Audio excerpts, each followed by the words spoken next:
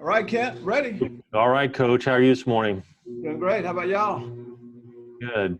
All right. I think we are ready. So maybe catch us up to date, and then for today, and then we'll open up for questions. God, I don't know what day this is of training camp, but I just know we've had quite a few practices now. Feel real good about making sure everybody knows their role this year, going into the first game at least. We can't wait to find out exactly what time, what day, what time we play.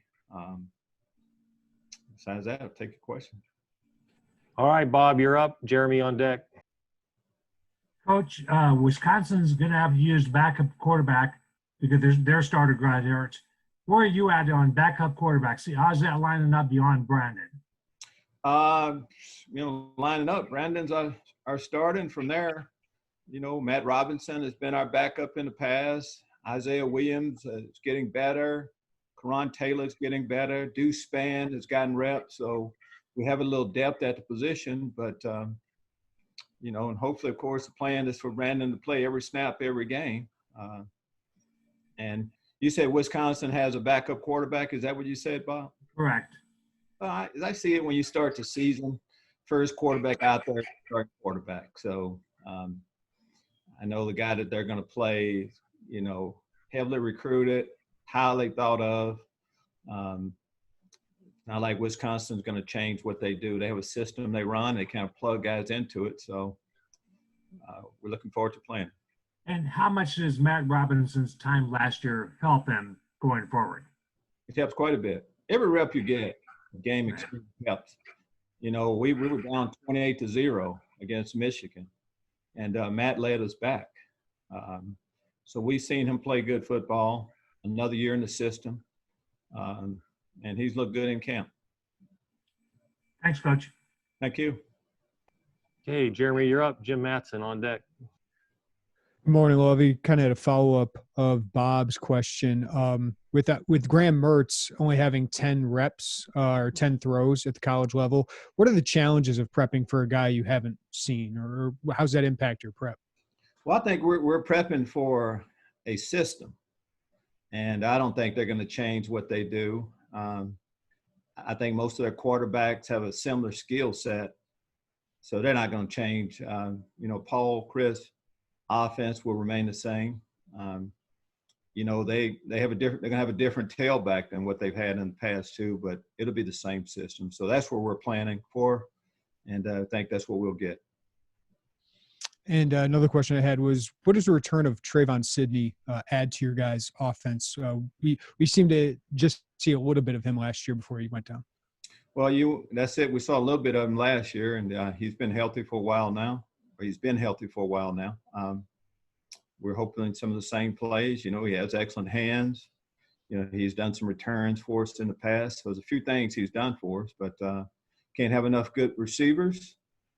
We brought in a few others and young players that didn't play last year, and all of them have gotten reps and had their moments in camp. Even a guy like Dale Von Campbell I haven't talked about. I mean, I've complimented him quite a few days on improvement he's made on our team. Thanks, Lovie. Well, just a reminder, queue up your name in the chat if you have questions for Coach. Jim Matson, you're up. Coach, we're going to have Kendrick Green join us in a bit, and I know last year you kind of predicted he would emerge as a leader. What is it about Kendrick's personality that has allowed him to be kind of maybe a vocal leader, or perhaps he's not vocal, but what has allowed him to become such a good leader for your squad? Well, I think first thing, to be a leader, I think you need to do things the right way, on and off the football field. He's an excellent football player on the field. And when you're pretty confident about what you're doing, you tend to talk a little bit more. So naturally, guys move into that position, and that's definitely the case. He's one of the best players on our team. He says and does things the right way, always. So I'm just excited about him taking another step. He's, of course, came here as a defensive lineman, so his time, he hasn't had as much time, on the offensive line as some of, Doug Kramer's and Alex Palachewski's with Darren Lowe's, but again, he's a good football player, and he's doing a lot for our program. if I can stay kind of Peoria centric, can you give us an update on Karan Taylor, how he's doing and where his game has progressed this year? You know, when you're in a backup role, and, you know, Matt Robinson is our backup right now. I mean, there are limited reps past that you're able to get. But when Karan has gotten reps, he's done a, good job. Again, he's been around here for a while now too. Got to wait his chance. But again, quarterback wise, it's kind of tough duty a little bit. Thank you. I appreciate it. You're welcome. Okay, Robert Rosenthal, Shannon Ryan's on deck, and Josh in the hole. Go ahead, Robert. Hey, Coach. So you've had a full week of, a lot of pads now and a lot of hitting and everything else. At the offensive line, the open spot left open by Richie Pettibone. Are you leaning any way yet? Are you thinking you're ready to see your starting five? Are there younger guys who've caught your eye? How does that stand right now? Well, yeah, we know a lot more about the competition right now. You can probably understand why I can't say who will be starting, but it's becoming clearer for us daily. Both guys have played well. Both are good football players. But we have more time still. We put the guys in a lot of situations, but we still need the rest of these practices. I just know whichever guy ends up starting, we hope not to see a drop off, and two talented players. It's time for their play to meet, their potential that we've been talking about. And I definitely think that would happen this year. Pleased with both of them. And would you say there's anybody pushing to say, hey, maybe this is a 3-man race, or is it still the 2 third-year guys that are battling it out? I mean, when you have other scholarship players there, things happen. But I would still say, be one of those 2 guys that we end up starting for us. Good, thanks. You're welcome. Okay, Shannon, you're up. Thanks. Hi, Lovie. Hello. I know you talked a little bit earlier in the week about voting. So sorry if this has been asked specifically, but could you describe the level of engagement you're seeing from athletes on your team? How different, if it does seem different, has that been, and what that means to you to even overhear some conversations that aren't led by coaches or someone lecturing to them about it, and that it's maybe a little more on their own these days? Yeah, well, Shannon, I would, like to think that college students in general are kind of in tune to what's happening in the world. Seem like that's the case. They're more engaged.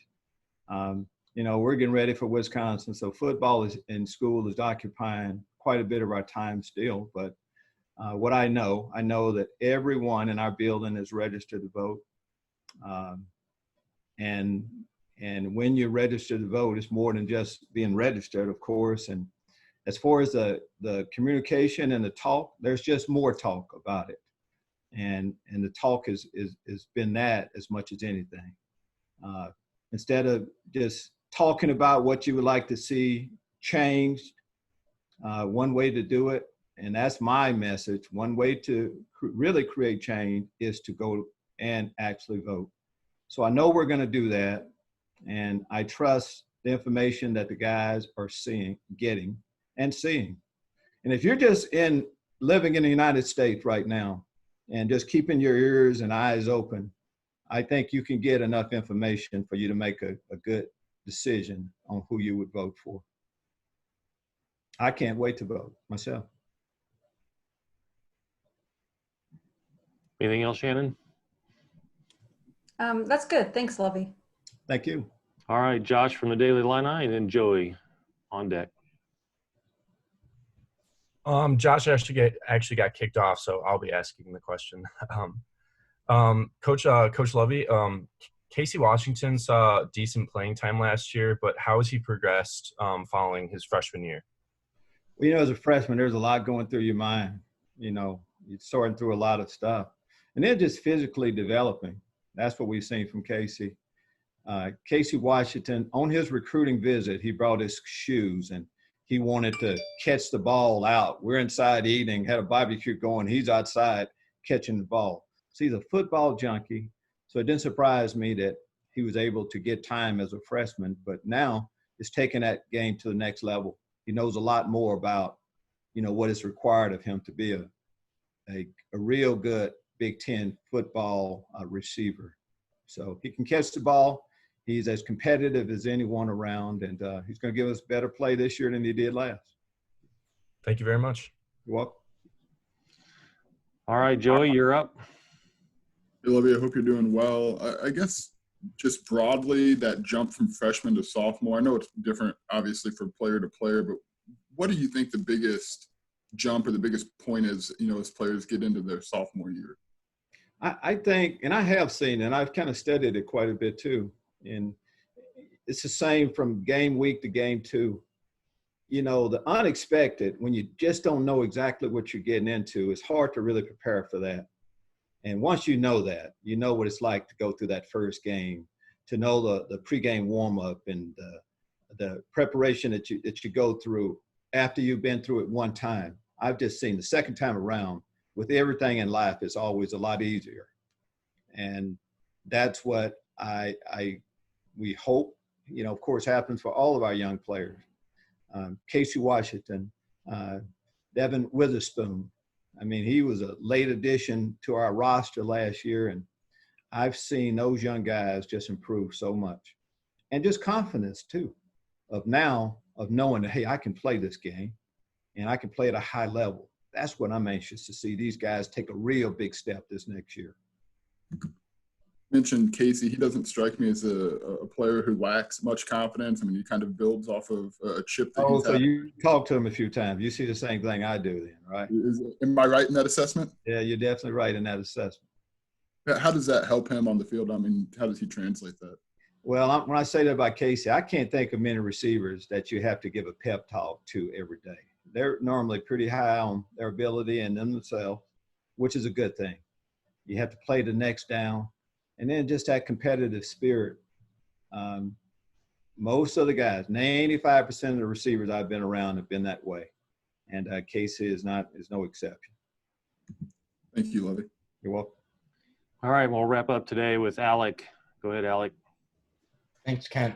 Hey, Coach, I just kind of had this question pop into my head as you were talking about some of these younger players as they move to their sophomore year. You kind of found Devin Witherspoon, Delvon Campbell a little later in their recruiting process. What's your staff's protocol, I guess, or how do you find these under-the-radar guys that seem to really perform well for you when they're young players? Is there a different process? No, I think it's the same process, but our process is ongoing.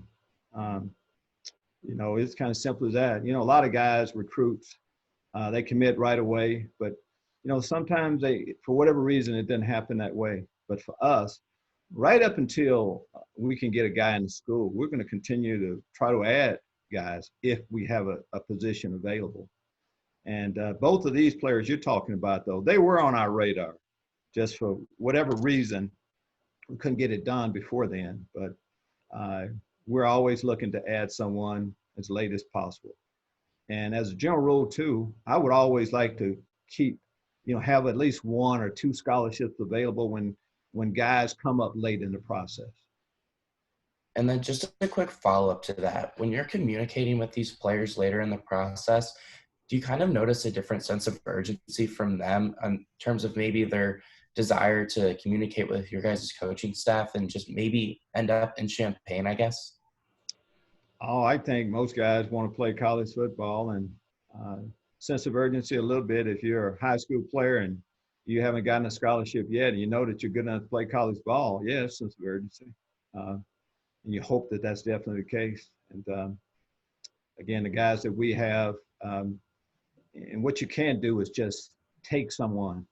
We're going to stay with our profile right up until the end, no matter what, time in the process it happens. Got it. Thanks, Coach. Appreciate it. Thank you. All right, Coach. Thank you. You'll next see this group on Monday after practice. So. Looking forward to it. See y'all then. All right. Have a great weekend. Totally. Thanks, Lovie. Okay, we've got